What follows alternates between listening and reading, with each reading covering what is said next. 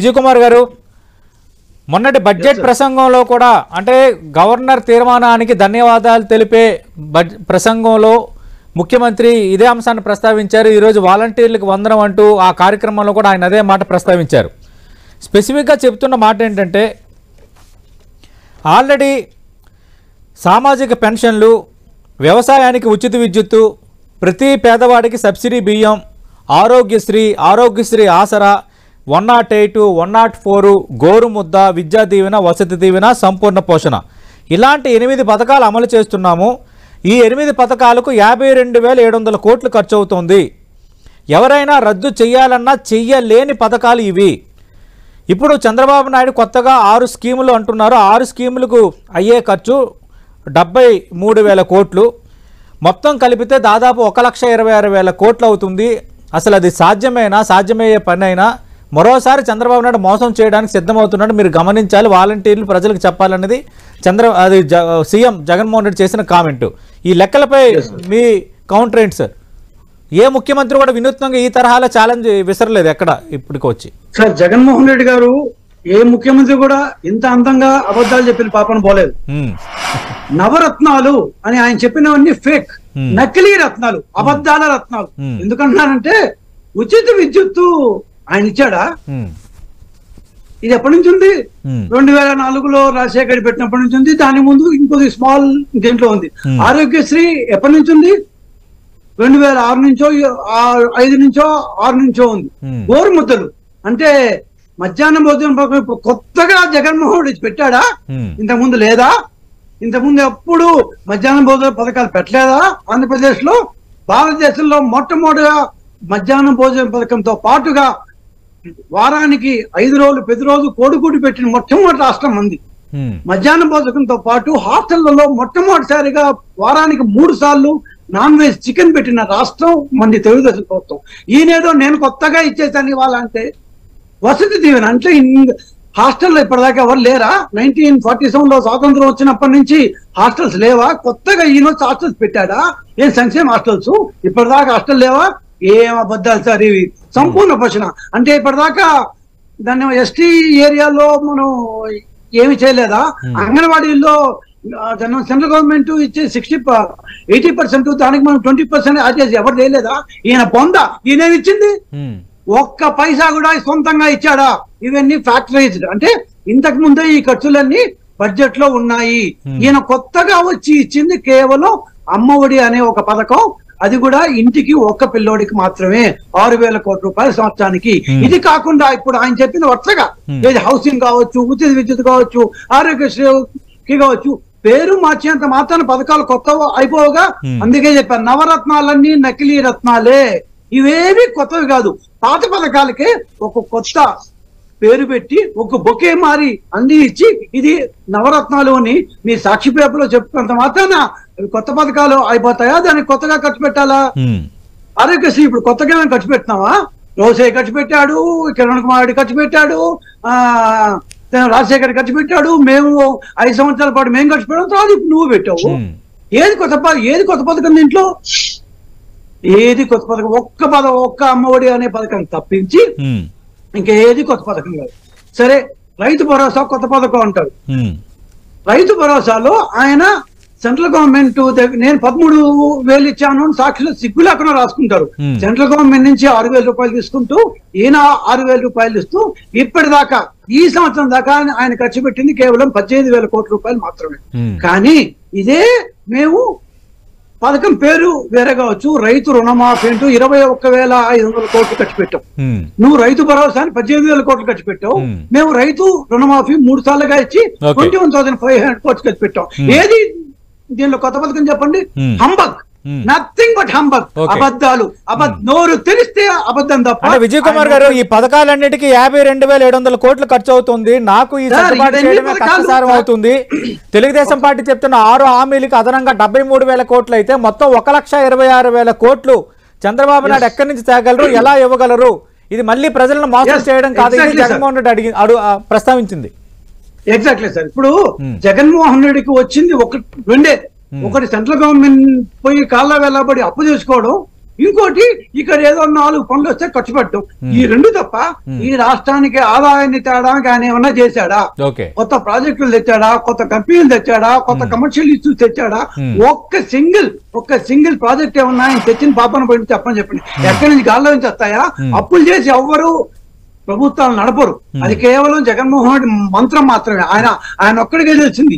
So ఈ ఆయనకు ఇన్ని సంవత్సరాలు ఆ బీజేపీ ప్రభుత్వం ఏదో ఏమంటారు మోడీ గారు సీతారామన్ గారు దయచేసి అప్పులు ఇస్తున్నారు కాబట్టి, లేకపోతే ఈ పాటికి మన రాష్ట్రం దివాళి తీసుండేది. ఆయన ఆదాయం సంపాదించే ఒక్క పథకం అయినా సరే, ఒక్కటైనా సరే మాకు మేము ఉన్నప్పుడు 2014 లో మేము వచ్చినప్పుడు మన రాష్ట్ర సొంత ఆదాయం 47,000 crores అండి. మేము 2019 లో వెళ్ళేటప్పుడు 85,500 crores రాష్ట్రం తన పన్ను ద్వారా సంపాదించుకుంటే దాదాపు 60% గ్రోత్ తో వచ్చాం.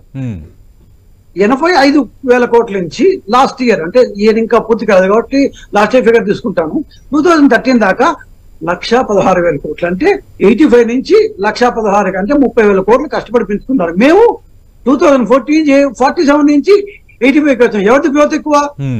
ఏ కంపెనీలు వస్తేనే, లేకపోతే ఏమంటారు జీవనోపాధి కార్యక్రమాలు చేపడితేనే, ఆ యొక్క వేరే చోట నుంచి డబ్బులు వస్తేనే అవి ట్యాక్సుల రూపంలో, ఆర్థిక వ్యవస్థలో తిరిగి మనకు పన్ను రూపంలో వస్తాయి. అంతేగాని పెట్రోల్ రూపంలో, లిక్కర్ రూపంలో మనం పనిచేసి ఏదో మనం చింపేస్తామని అక్కడి నుంచి అప్పులు తెచ్చుకొని రోజుకి ఈ రోజు మన జీతాలు ఇస్తామా లేదా అన్న దీంట్లో ప్రభుత్వాన్ని నడిపిన ఆయన ఎకనామిక్స్ తెలియని ముఖ్యమంత్రి, ఎకనామిక్స్ చదువుకోని ముఖ్యమంత్రి, ఎకనామిక్స్ చదువుకోని ఆర్థిక మంత్రి.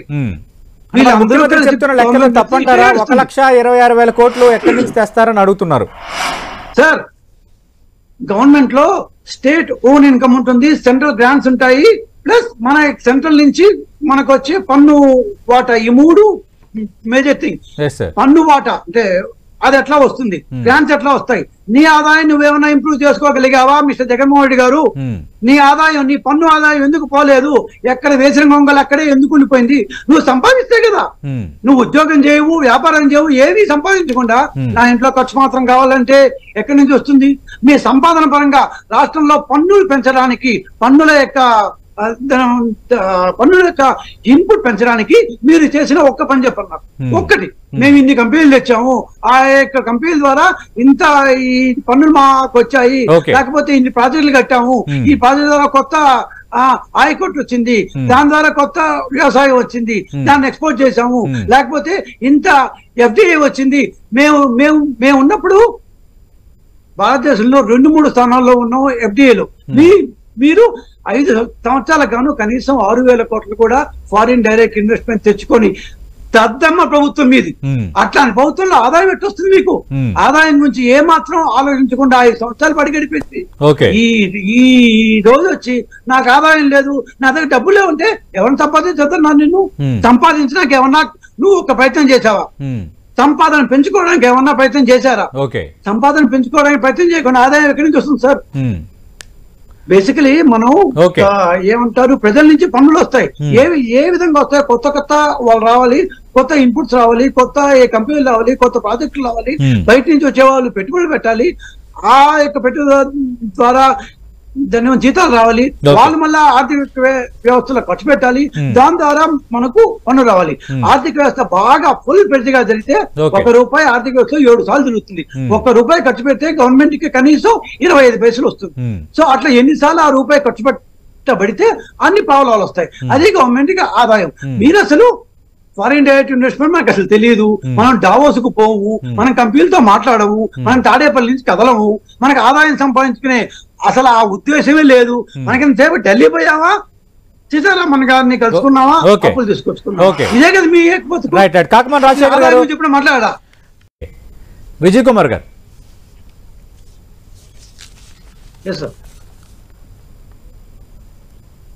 హలో విజయ్ కుమార్ గారు, కాకమన్ రాజశేఖర్ గారు స్పందన చూశారు. అంటే ప్రధానంగా మేము వెల్ఫేర్ ఖర్చు పెట్టామనేది ఒకటి. రెండోది, ముఖ్యమంత్రి కానీ మంత్రులు కానీ ఎక్కువగా చెప్పే మాట ఏంటంటే అప్పులు చేసిన మాట వాస్తవమే, కానీ ఆ అప్పులని సద్వినియోగపరిచాము, సంక్షేమానికే ఖర్చు పెట్టామనేది వాళ్ళు చెప్పే మాట రెండోది. మూడోది, ఈరోజు ముఖ్యమంత్రి మరికొన్ని అంశాలు చెప్పారు. డైరెక్ట్ బెనిఫిషియరీ ట్రాన్స్ఫర్ కింద 2,55,000 కోట్లు లబ్ధిదారులకు, కొన్ని కుటుంబాలకు అందజేశాము. అలాగే నాన్ డీబీటీ అంటే నాన్ డైరెక్ట్ బెనిఫిషరీ ట్రాన్స్ఫర్ కింద దాదాపు 1,00,000 కోట్లు ఖర్చు పెట్టాము. అంటే 3,55,000 కోట్ల రూపాయలు ప్రజా సంక్షేమానికి మేము ఖర్చు పెట్టాము. ఇది ముఖ్యమంత్రి చెప్పిన లెక్కలు. సార్ 2,61,000 కోట్లు ఖర్చు పెట్టామని మన ట్యాబ్లు ఇస్తున్నప్పుడు కూడా చెప్పారు. కానీ ముఖ్యమంత్రి గారు దాచిపెట్టిన అబద్ధం ఏంటంటే సార్ కుడి చేత్తో 2,61,000 కోట్ల రూపాయలు డీబీటీ ఇచ్చిన మాట వాస్తవం ఇవ్వచ్చు, అందరూ చేరుండొచ్చు తిరగకపోవచ్చు, మొత్తం మీద ఇచ్చామని చెప్తున్నారు. ఆయన మాట నేను నమ్ముతా. కానీ ముఖ్యమంత్రి పేదల దగ్గర దాచింది ఏంటంటే ఈ 5 సంవత్సరాల్లో 1,26,000 కోట్ల రూపాయలు కేవలం మద్యం దగ్గర నుంచే గవర్నమెంట్ సంపాదించింది. నేను చెప్పట్లేదు సార్, ట్యాగ్ రిపోర్ట్ ఒక్కసారి తీస్తే మనకు కనిపిస్తుంది. యాడ్ చేసుకుంటే 5 సంవత్సరాలు యాడ్ చేసుకుని తెలుస్తుంది. 1,26,000 కోట్ల రూపాయలు పేద ప్రజల రక్తం దాగారు. ఒక చేత్తో 2,61,000 కోట్లు ఇస్తూ ఇంకో చేత్తో 1,25,353 కోట్లు అని చెప్పి డిసెంబర్ దాకా ఫిగర్లు, దాన్ని ఈ 3 నెలలకు కూడా వేస్తున్నాము చేసుకుంటే. సో ఒక చేత్తో ఇచ్చారు, ఇంకో చేత్తో ఆయన తీసుకున్నారు. పాపం ముఖ్యమంత్రి చాలా కన్వీనియంట్ గా అందంగా అబద్ధం చెప్పడం మాత్రమే తెలుసు, కానీ అసలైన నిజాలు చెప్పడం. ఇందాక నేను చెప్పేటట్టు ఇందాక కాకుమాన్ రాజశేఖర్ గారు, ఆయన బహుశా ఎకానమిస్ట్ కాదు కాబట్టి ఆయన ఏమంటారు, ఆయన పాపం అక్కడ కొట్టి అక్కడ తెచ్చి కూర్చోబెడితే ఇట్లాంటి క్వశ్చన్లు పెడితే ఆయన ఏం చెప్తాడు, ఓ ఎగిరినాడు పాపం అంతకంటే ఆయన తప్పేం లేదు. నేను ఆయన ఏం తప్పట్టు, ఎందుకంటే ఈ సంవత్సరం అంటే గడుస్తున్న సంవత్సరంలో సెంట్రల్ గవర్నమెంట్ మనకి ఇచ్చిన అప్పు లిమిట్ 30,275 కోట్ల రూపాయలు మాత్రమే. కానీ ఇన్ని రోజుల దాకా అంటే ఇప్పుడు మంగళవారం నాడు తీసుకున్న 2,000 కోట్లతో మేము చేరిస్తే 72,000 కోట్ల రూపాయలు అప్పులు చేశాడు. పాప ఆయనకి రాజశేఖర్ గారికి తెలియదేమో, అప్పులు ఎట్లంటే చేయలేరు, వడ్డీలు కట్టే దాని ప్రకారమే ఉంటాయి. కానీ ఈ పర్టికులర్ 5 సంవత్సరాలు మాత్రమే, ఈ సంవత్సరం తీసుకుంటే కూడా మీరు ఇంత అప్పు ఎట్లా చేశారు, ఎవరు కాళ్ళు పట్టుకున్నారో ఎవరు చేతులు పట్టుకున్నారో. సో మీరు అప్పుల కోసం ఇంత కష్టపడుతున్నారు కదా, మేము చెప్తున్నాం ఆదాయం కోసం ఏం చేశారు. ఆదాయం వస్తేనే కదండి, నేను జీతం సంపాదించుకుంటేనే కదా నేను ఏమంటారు ఇంట్లో దాని నోట్లో 4,000 పోయేది. ఎంతసేపటికి ఆదాయ సముపార్జనలో ఏ మాత్రం శ్రద్ధ చూపకుండా పెట్రోల్ మీద పిచ్చ ట్యాక్సులు పెంచేశారు. 33% దేశంలో కొంత హైయెస్ట్. ఆ మాట ఎందుకు చెప్పారు ఆయన? నేను డీబీటీ ఇచ్చా అంటాడు కదా, అదే దీంట్లో ఆటోమేటిక్ పెట్రోల్ తీసుకున్నారు కదా, దేశంలో కొంత హైయెస్ట్ మన లిక్కర్ ఖర్చు కాస్ట్, దాంట్లో 1,25,000 కోట్లు తీసుకున్నాడు కదా. శాండ్ ఎక్కడా లేనంత కాస్ట్ ఉంటుంది, మైన్లు ఎక్కడ పడితే ఇక్కడ. సో ఇవంతా నువ్వు ఇంకొక రకంగా లాగేస్తూ, కనీసం ఇందాక శివశంకర్ గారు చెప్పినట్టు ఆర్థిక డిసిప్లిన్ ఏమాత్రం లేకుండా, ఖర్చు ఎక్కడ పెట్టాలో తెలియకుండా మీరు క్యాపిటల్ ఎక్స్పెండిచర్ లాస్ట్ ఇయర్ 6,000 కోట్ల రూపాయలు మాత్రమే క్యాపిటల్ ఎక్స్పెండిచర్ పెట్టారు. క్యాపిటల్ ఎక్స్పెండిచర్ పెట్టుబడుల మీద ఖర్చు. సో ఏ మాత్రం పెట్టుబడి పెట్టకుండా ఈ సంవత్సరం ఏప్రిల్ 1 నెలలో మీ వాళ్ళకి, మీ మనోళ్ళకి, ఇంకా చెప్పండి మనోళ్ళకి, మన రెట్లకి, ఇంకా చెప్తాను కాబట్టి ఎందుకుంది, మనోళ్ళకి డబ్బులు ఇవ్వాలని చెప్పి వాళ్ళ బిల్స్ క్లియర్ చేశారని చెప్పి 1 నెలలో 18,000 కోట్ల రూపాయలు అప్పు తీసుకొచ్చారు ఒక్కసారి క్యాపిటల్ రిపోర్ట్లో. ఆ రోజు తర్వాత క్యాపిటల్ ఎక్స్పెండిచర్ మీద ఒక్క పైసా కూడా ఉండదు. సో మనం పెట్టుబడుల మీద ఏ పైసా ఖర్చు పెట్టకుండా ఆదాయం ఎట్లా వస్తుంది? ఎన్ని రోజులు అప్పులు చేసి ఇస్తారు? అదేదో ఇవాళ నీకు బీజేపీ గవర్నమెంట్ అవసరం ఉందో ఏదో తెలియదు, కానీ వాళ్ళ కాలు పట్టుకున్నా ఇచ్చారు, రేపటి నుంచి మళ్ళా ఇస్తారా? ప్రజలు తెలుసుకోవాల్సింది ఏంటంటే ఇన్ని అప్పులు చేసి మీకు దొంగ అబద్ధాలు చెప్తున్నారు. Everything a bunch of lies, nothing but a bunch of lies. నేను చెప్పేట్టు 1,25,000 కోట్ల రూపాయలు కేవలం మందు, రక్తం, పేదవాళ్ళ రక్తం తాగారు. కానీ నేను 2,61,000 కోట్లు ఇచ్చాను. వాస్తవాలి, రైట్, వాస్తవాలి. రైట్. విజయ్ కుమార్ గారు సార్, ఇప్పుడు ఒక్క నిమిషం సార్, కేంద్ర ఎన్నికల కమిషన్ వాలంటీర్లను ఎటువంటి పరిస్థితుల్లో, హలో మాట్లాడండి సార్ విజయ్ కుమార్ గారు. కేంద్ర ఎన్నికల కమిషన్, సెంట్రల్ ఎలక్షన్ కమిషన్ వాలంటీర్లను ఎటువంటి పరిస్థితుల్లో ఎన్నికల ప్రక్రియలో పేలు పెట్టనీయకూడదు, వాళ్ళని వాడుకోవద్దు స్పష్టంగా ఆదేశాలు ఇచ్చిన తర్వాత కూడా దాన్ని ధిక్కరిస్తూ సెంట్రల్ ఎలక్షన్ కమిషన్ కూడా లెక్క చేయకుండా ఒక రాష్ట్ర ముఖ్యమంత్రి వాలంటీర్లను మీరు ప్రతి ఇంటికి పోయి ప్రచారం చేయండి అని చెప్పడం, ఇంతకంటే శివశంకర్ గారు చెప్పినట్టు the darkest day in Indian democracy. మనకు రాజ్యాంగం ఉంటూ ఏడ్చింది, మనం ఒక రాజ్యాంగం దాంట్లో 297 మంది దానికి ఇచ్చేసి 4 సంవత్సరాల పాటు కష్టపడి ఒక రాజ్యాంగం, దాన్ని ఒక 140 సార్లు మళ్ళీ మనం సవరించుకున్నాం. ఆ రాజ్యాంగం ప్రకారం ఒక సిఇసిని పెట్టుకున్నాం, వాళ్ళు కొన్ని రూల్స్ రెగ్యులేషన్ ఇస్తుంటే నిన్ననే ఎస్టర్డేనే ఇచ్చారు. కేవలం సచివాలయంలో ఉద్యోగులు మాత్రమే వాడాలి, వాళ్ళని కూడా ఇంకు పెట్టడానికి మాత్రమే వాడాలి. అంటే ముఖ్యమంత్రికి ఇవాళ పొద్దున పేపర్ రాలేదా, ఆయన దగ్గరికి ఆ జీవో రాలేదా, లేకపోతే ఇంతకుముందు వాలంటీర్లు ఇచ్చేయకూడదని చెప్పిన విషయం ఆయనకు తెలియదా? How being a chief minister ఈ కెన్ సే దట్ వాలంటీర్ని అందరినీ ఎట్ట ప్రోత్సహిస్తారు ఆయన? ఇట్స్ బేసికలీ అసలు మన ఆయన ముఖ్యమంత్రి స్థానంలో ఉన్న ఎట్ట చెప్పగలుగుతారు? ఆయన చాలా చెప్తారు. ఇంకొక విషయం ఏంటి సార్, ఒక లాస్ట్ మద్యం విషయంలో వాళ్ళు కూడా మద్యం ఆదాయం సంపాదించారు కదా అని రాజశేఖర్ గారు చెప్పారు. ఆయన ఆర్థిక విషయాల గురించి మాట్లాడితే నాకేం అభ్యంతరం లేదు, అందరూ తెలుసుకోవాలని మా కోరిక కూడా, బాగా తెలుసుకోమండి. ఎందుకంటే 1,25,500 కోట్లు ఈ 5 సంవత్సరాల్లో ఈ గవర్నమెంట్ సంపాదిస్తే మేము సంపాదించింది 73,000 కోట్లు మాత్రమే. 60-70% మాకంటే ఎక్కువ సంపాదించారు. పోతే విద్య గురించి మాట్లాడారు. విద్యలో మనం 14వ స్థానంలో ఉన్నాం. రాజశేఖర్ గారు తెలుసుకోవాల్సిందంటే మొన్న మార్నింగే మా ఆఫీస్ ప్రెస్ మీట్ కూడా పెట్టాను నేను. గత 5 సంవత్సరాల్లో గత 3 సంవత్సరాల్లో 2021-22లో 44 lakh స్టూడెంట్స్ ఉంటే ఈ రోజు గవర్నమెంట్ లో ఈ విద్యా సంవత్సరంలో 38 లక్షలు మాత్రమే. 4 లక్షల మంది విద్యార్థులు గవర్నమెంట్ నుంచి బయటికి వెళ్ళిపోయారు. 4,714 పాఠశాలను మూసేశారు. 2,700 ఎయిడెడ్ పాఠశాలలు ఉంటే ఇవాళ 791 ఉన్నాయి. దాంట్లో 1,95,000 మంది ఉండేవాళ్ళు, ఇప్పుడు 93,000 మంది. మీరు నాడు నేడు అన్నారు, 50,000 కోట్లు ఖర్చు పెట్టామన్నారు, 15,000 పాఠశాలలు దేశంలో పూర్తి చేసామన్నారు. ఇన్ని చేసిన తర్వాత కూడా 4.5 లక్షల మంది విద్యార్థులు ప్రైవేట్కి వెళ్ళిపోయారు. 29 lakhs ఉన్న ప్రైవేట్ రంగం, ఈ ప్రైవేట్ పాఠశాల 34 lakhs ఉన్నాయి. ఇదంతా నేను చెప్పింది కాదు సార్, వాళ్ళ పాఠశాల విద్యాశాఖ వెబ్సైట్ లో పోతే